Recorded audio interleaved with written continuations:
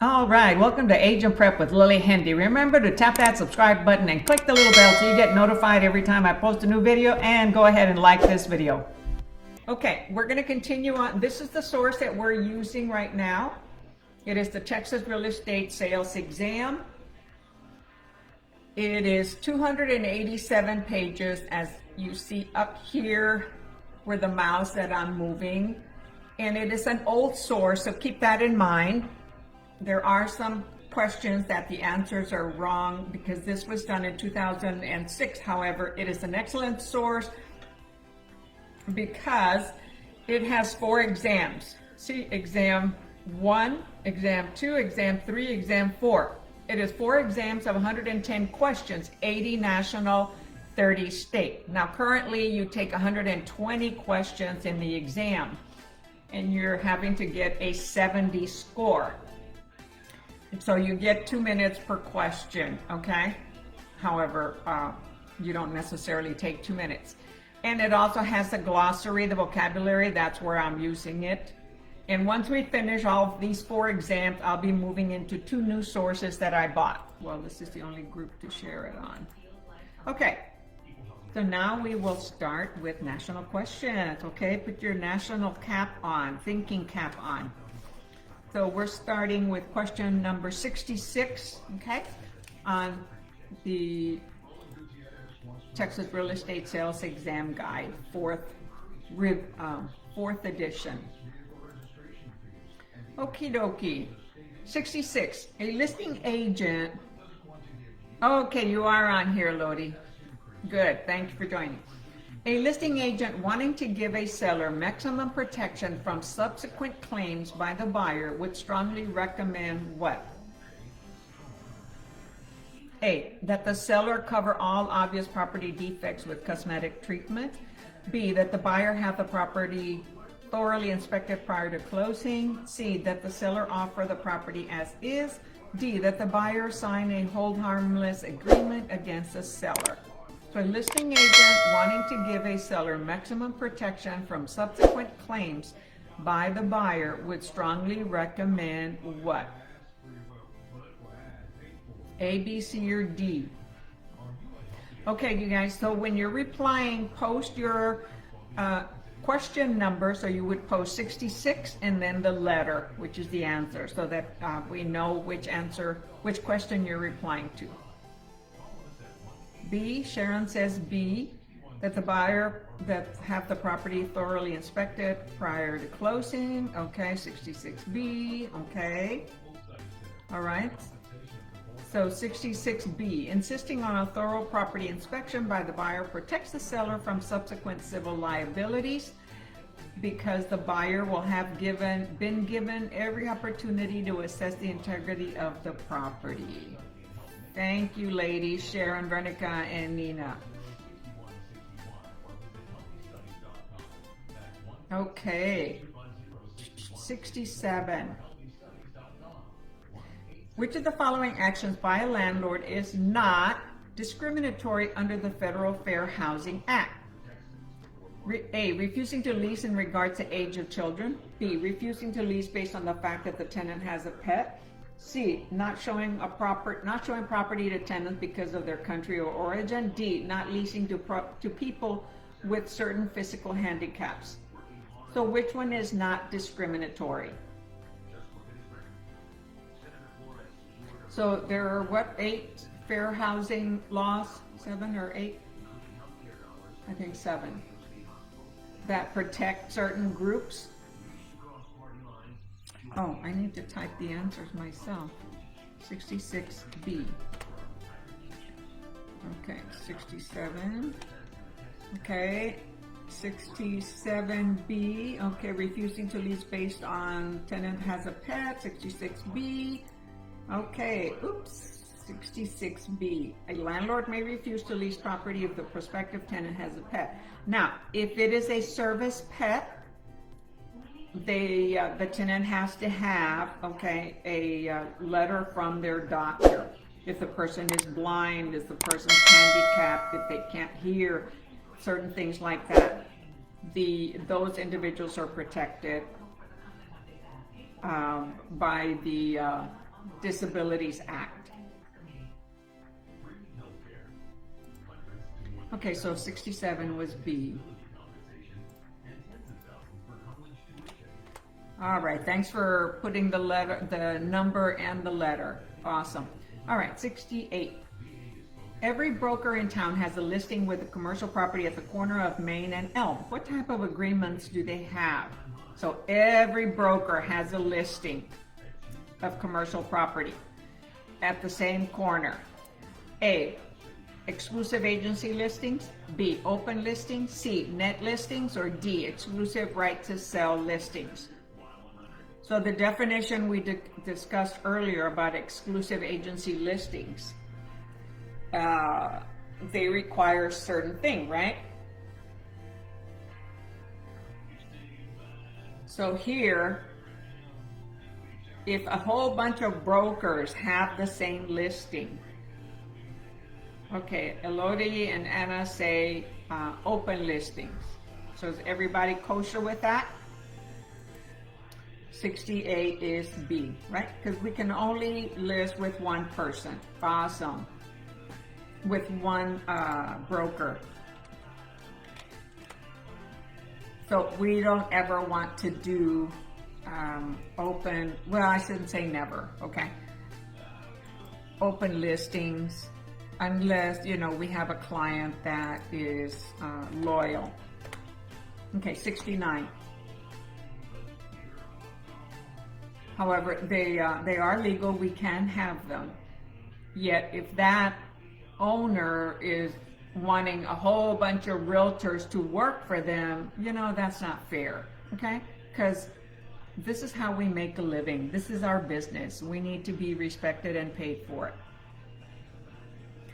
Okay, and by the way, you guys, okay, my title here says, your Keller Williams Heritage Realtor. So remember, I'm gonna have to create a new Facebook page, which I did, okay? However, Facebook won't let me change the name, so I have two business pages now. Your Keller Williams Heritage Realtor and Lillie Dominguez Realtor. I'm no longer putting the company name on the title. I put the company name that we're required to on the job description within the Facebook page. But this is something to learn, you guys, that if you're ever going to move from one company to another, which a lot of us have done, and you will do, many will move to companies, different companies, keep your Facebook page, your business page, not your personal page, your business page, keep it generic. Put your name, because people are going to follow you. They're not going to follow the company. When you brand yourself, when you identify yourself, they're going to be following you. So my new one says Lillie Dominguez Realtor and my phone number, or that way, if for some reason I were to change again, Facebook isn't going to think that I'm misleading the people that were already members of my page. And, you know, I already had 15 or 16 or 1700. So what I'm going to end up doing is creating a new business page, a new page, and call it my Realtor, my prep group, and then create the group within that page instead of using my personal page or a group page within one of my business pages. That might be a little confusing for those of you who don't use social media very much. Okay, that was 68B. 69, a seller is not in possession of an inspection report from a buyer who recently terminated an option to purchase. However, the seller is aware that the report noted a faulty heating system in need of repair. The seller is A, not obligated to disclose this because the report belongs to the previous buyer. B, not obligated to disclose this information because he does not actually have the written report in his possession. C, obligated to disclose this information as a material fact. D, obligated to disclose this information to his agent who will determine the necessity of disclosure. Once we are aware of something, we need to disclose it. And it's not up to the realtor whether to disclose it or not. Correct? So 69C, seller is obligated to disclose under deceptive trade practices law any information they know about the property, whether they have the report or not. See how I like this source? Because it explains the answers. Very helpful to you taking the exams and studying.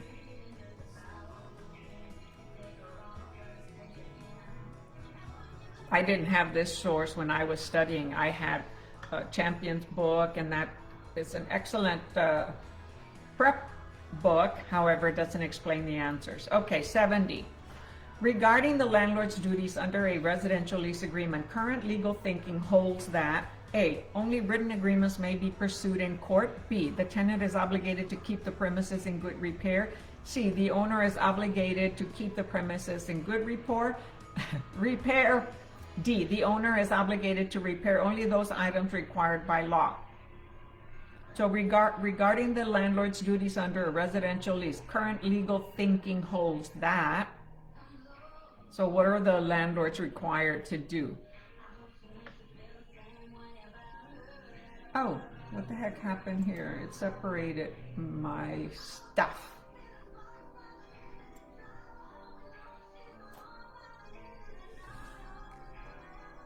Okay, so 70, let's see, D so far. The owner is obligated to repair only those items required by law.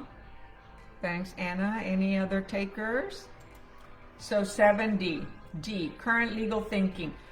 So let's say it doesn't require that they repair, that they provide air conditioning. It doesn't require certain other things like that, even though tenants will harass landlords, like I had one harassing me and not wanting to pay the rent because the AC wasn't working, and I kept saying, well, use the fans in the meantime until we resolve what the issue is.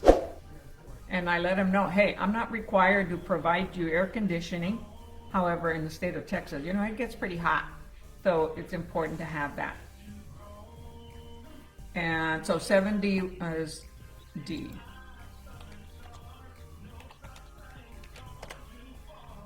All right, 71. Oops. When a buyer is your customer keyword, which of the following services would you not provide him or her? A, loyalty. B, honesty. C, fairness. D, material disclosures about the property. So which one are we not providing them based on our fiduciary? So remember material facts. We've got to be fair. Do we have to be honest? Do we have to be loyal with a customer? So this is how we ask ourselves to narrow it down. Process of elimination.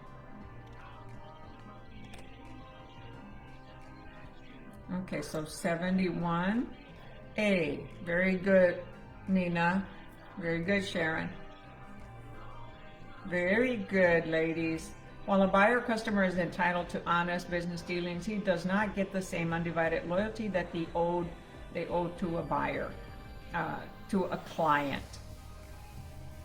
So 71A. Gosh, I keep doing that, moving it out of the,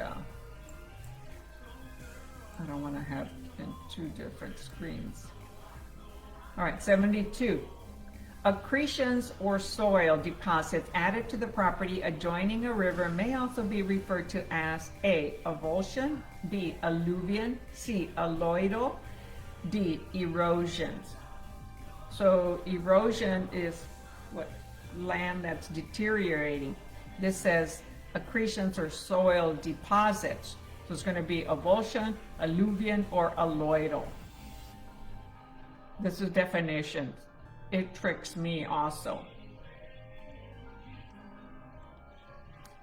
So 72, does anybody know those vocabularies? Oops. well, I started to show the answer. Alluvion is an addition of land to an owner along rivers and streams. An example of this addition would be a sandbar developing on a riverbed. Sorry, that's my alarm, my notification. Okay, so 72B.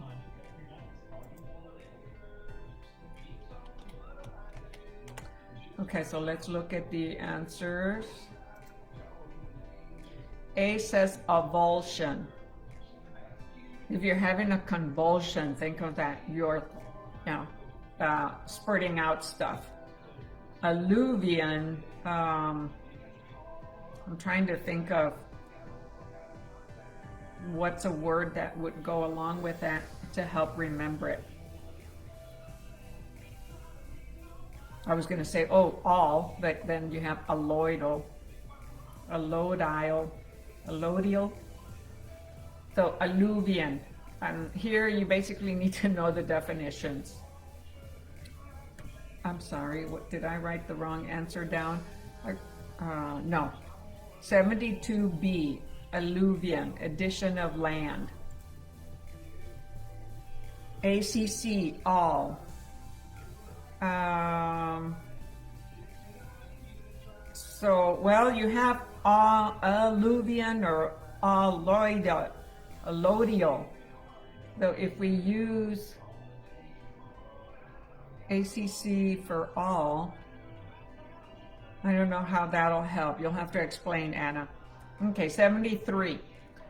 If a material fact concerning the condition of a residential property is known by the listing broker but intentionally not disclosed to the buyer, the broker may be A, guilty of fraud, B, subject to litigation, C, subject to license revocation, D, all of the above. So 73. So remember, we must disclose material facts, but if they intentionally don't do it, if a realtor broker doesn't do it, realtor broker agent doesn't do it, then what would it be? A, B, C, or D? Guilty, subject to litigation, subject to license revocation, or all of the above? All of the above. Material fact concerning the condition of a residential property is known by the listing broker but intentionally not disclosed. The broker may be guilty of fraud, litigation, and subject to revocation.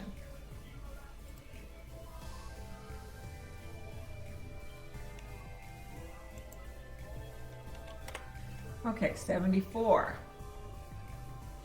Which of the following commission schedules are illegal? A, fee for service, B, hourly rate, C, percentage of sales price, or D, none of the above. So how can we charge for commission? Can it be a flat fee? Can it be an hourly rate? Can it be a percentage? Or none?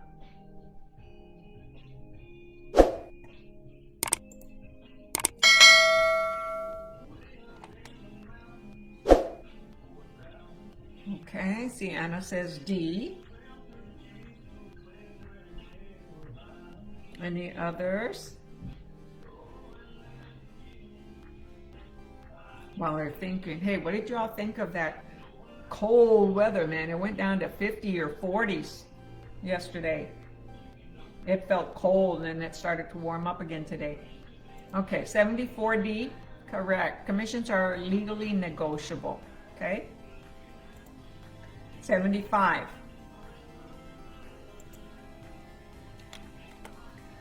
To qualify for innocent landowner status, a purchaser under federal law must have the property environmentally inspected. A, prior to taking title. B, within 30 days of ownership. C, in the first year of ownership. Or D, when economically feasible.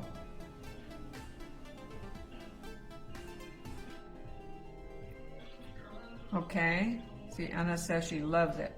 The fact that commission is negotiable, yes. If you can get somebody to pay you 8%, 10% commission, go for it. And that's more typical on land, yet sellers don't want to do it because we don't make that much money when we sell a small lot.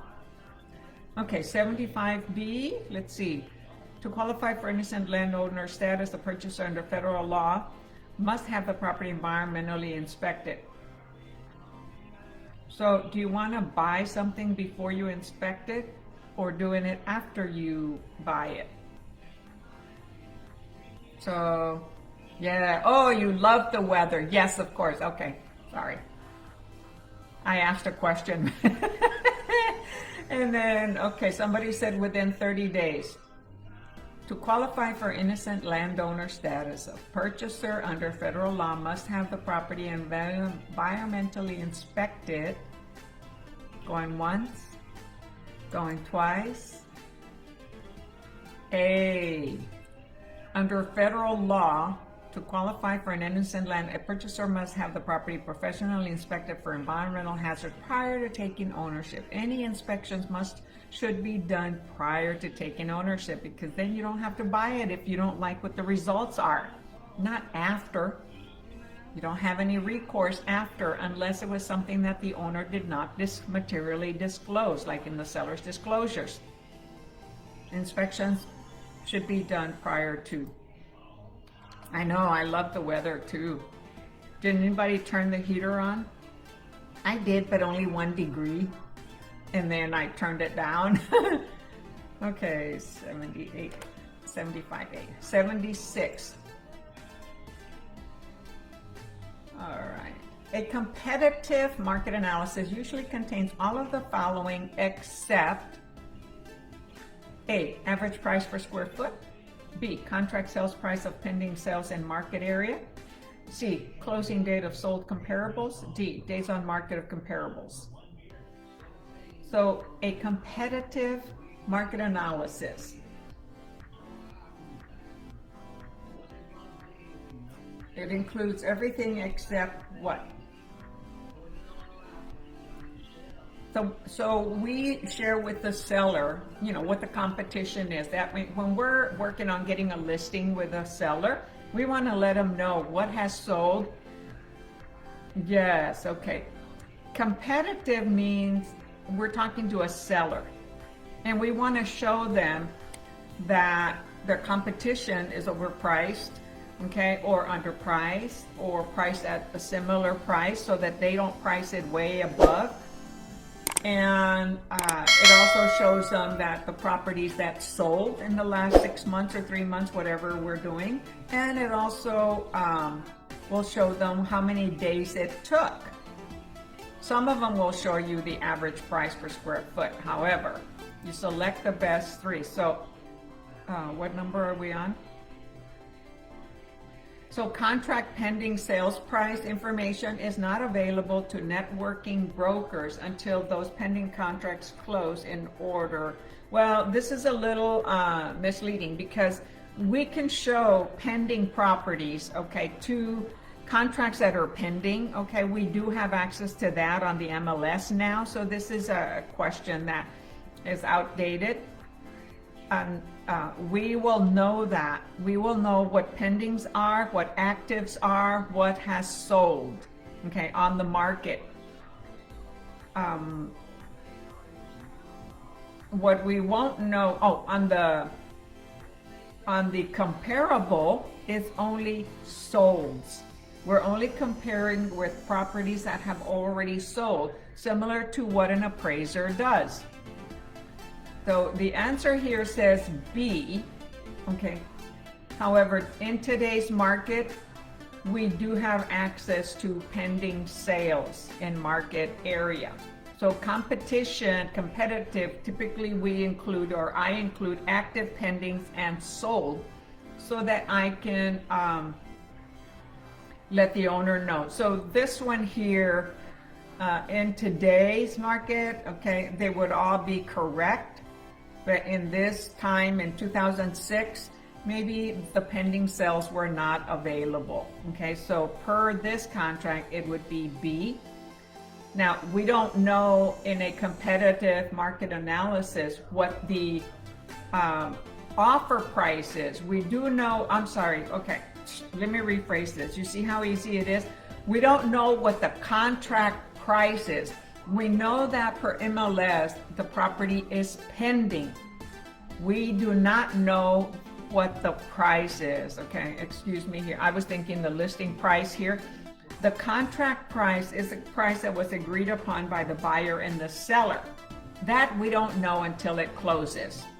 The fact that a property is pending, we will only be able to see the list price of the property that is pending, not the contract sales price. So I was reading the answer wrong, okay? So it's contract price, not the listing sales price, okay? So the answer is B. So it is still a correct answer, okay? An accurate for today's market. 76B. So this is how easy we can get an answer wrong, okay? Because what was I thinking? I was thinking of listed pending sales, okay? So that we have access on the MLS. However, we don't know what the contract, it said contract sales price, not the listing contract, but the buying and selling contract, the 1 to 4 residential sales contract. That's how easily we can screw up, just like I did, okay? 77. How many express agencies, so Sharon and Curtis and Eloy, do you get that? No, the average price per square foot, we want to know that because what we look at properties that are similar in location, similar in lot size, similar in square footage. Sometimes more so. The square footage is more important than, is it a 3-bedroom, 1 bath, 3-bedroom, 2.5, 1.5 bath, or that, because that can always be added. That is what I was thinking as well, that we can see pending listings on MLS. Yes, that is correct. We can see pending listings, not pending contract sale price. So we'll see the pending list price, not the contract price. So very good, Nina. Okay, so 77. How may express agency be created? A, only by written and signed agreements. B, by using state promulgated forms. C, by specific written or verbal agreements. D, by the actions of the agency. Okay, it says express agency. So how can express agency? Have to reread these questions sometimes. And the answers, yes, very much so. Because it is very easy to mess up. We're reading it through and our mind is thinking one thing, yet we're reading something else. How may express agency be created? Remember, express, that's verbal. Okay? Agency relations may be created by either specific verbal or written agreement. It is always best to have a written agreement which may be used to enforce payment of a fee. A verbal agreement to represent a party may result in liability for the agent. Okay? So we can express it in writing or verbally. So 77C.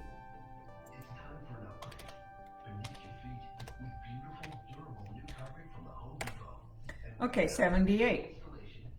Fines for not compliance under Regulation Z are imposed by which jurisdiction? Okay, again, when we don't remember what Regulation Z is, just go to Google, type it up.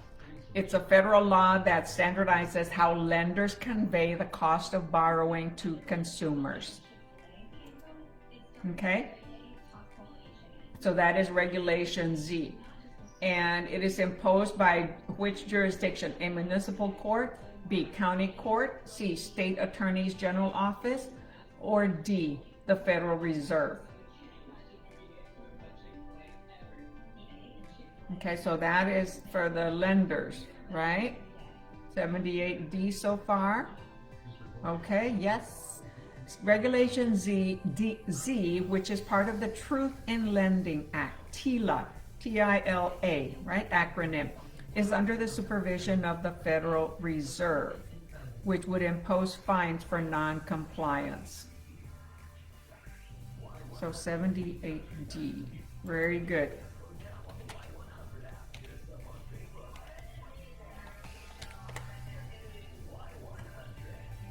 All right, 79. Oops. I already gave you the answer. Or at least I showed you the answer. 79. If a homeowner has a first mortgage loan balance of $63,250, a second mortgage loan balance of $12,000, and unpaid taxes of $3,015, how much equity does he or she have in his $100,000 home? Okay, so we've got one mortgage, two mortgages, and unpaid taxes. Does unpaid taxes affect your equity? No. The loan balances do. And so what is equity? The difference with the current market value and the balance of one or two or as many loans as you have. Okay? So you would be adding the balance of loan 1 to the balance of loan 2, which is $75,250. Subtract that from $100,000, right? And you get what? Did you all do your math? See how this shows you how to calculate it? So taxes are not part of the equity. Those are prorated at closing and are not considered an equity debt. So 79D.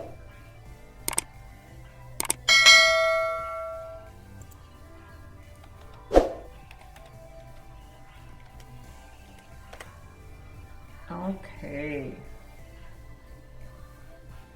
We're moving right along. We've done 14 questions.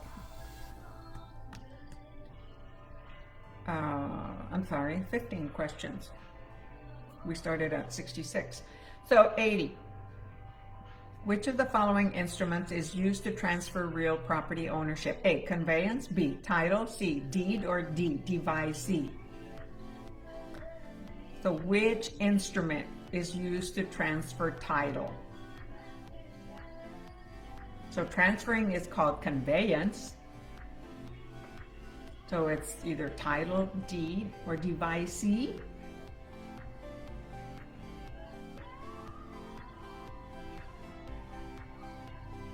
Okay, somebody says 80, Annabelle says 80D.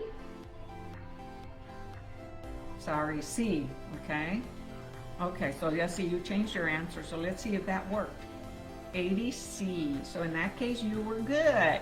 A deed signed by a grantor, warranty deed, special warranty deed, or quitclaim deed to a grantee conveys or transfers real property ownership.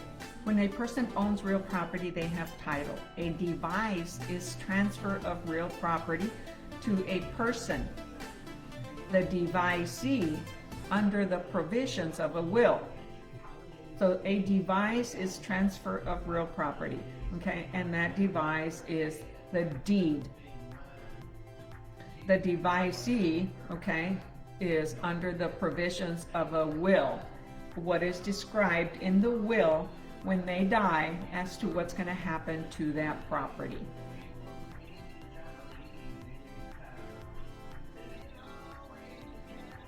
So that device will be the will, the devisee will be the person of the will. Okay? But on here it asked, where are we? Which following instrument is used to transfer real property ownership? Not personal property, okay?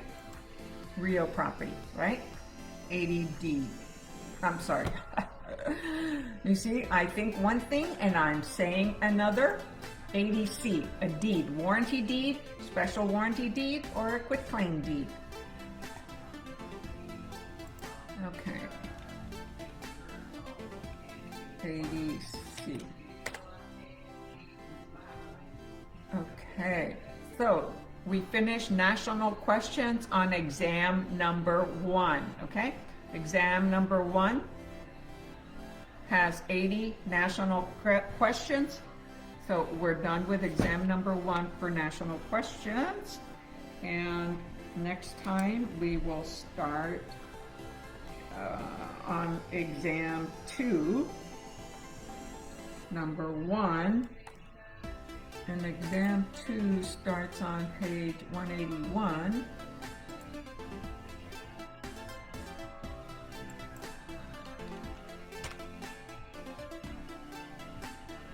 I'm just going to prepare it because I learned something on Acrobat that it'll open where we left off instead of I went and changed the settings.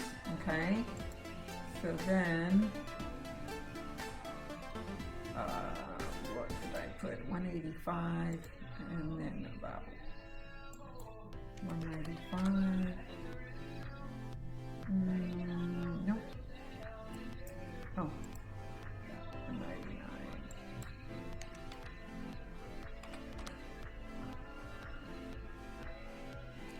Exam 2, I'm gonna, wait a minute. I'm gonna prepare this to have the, that's the answers. Darn it, I'm getting confused here. So exam 2, the answers start with, let's see.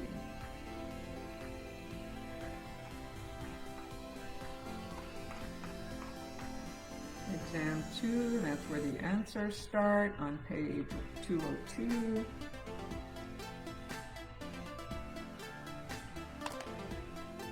Oh, wait a minute. What page are we going to start here? On page 185. All right, welcome to Agent Prep with Lillie Hendy. Remember to tap that subscribe button and click the little bell so you get notified every time I post a new video, and go ahead and like this video.